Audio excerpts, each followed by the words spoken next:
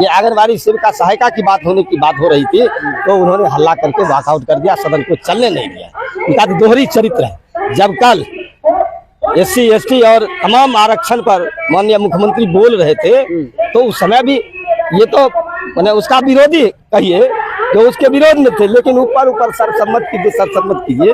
आपको पता है जितने भी सर्वजन आंगनबाड़ी सहायिका मिनी सहायिका आशा को लेकर के बहुत ही महत्वपूर्ण खबर आ रही है, उनके बारे में बात करेंगे, पूरी डिटेल उनके मानदेय की बढ़ोतरी, उनके साथ साथ क्या है सब कुछ चर्चा करेंगे। आप सभी बहनें अंत तक जरूर बने रहिएगा। किसी भी बहन ने अगर अभी तक चैनल को नहीं सब्सक्राइब किया ICDS ज्ञान को, तो सब्सक्राइब कर बेल आइकन को दबा लीजिएगा। चलिए शुरू करते हैं, दिखाते हैं क्या है अपडेट। क्षेत्र आज आंगनबाड़ी सेविका सहायिका आंदोलन कर रही है।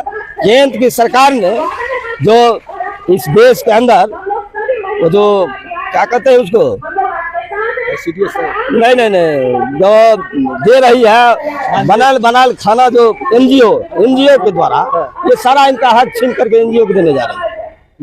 एनजीओ से आप जान लीजिए, जो राज्य के अंदर कई जिला है, कई प्रखंड है, वहाँ खाना बनाया हुआ एनजीओ के द्वारा विद्यालय और आंगनबाड़ी सेंटर पहुंचाने का काम हो रहा है।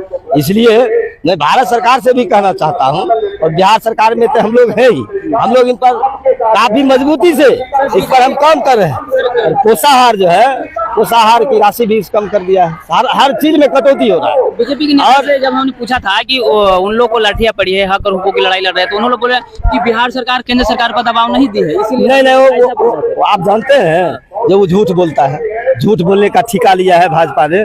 केंद्र की सरकार RSS के इशारे चलता है।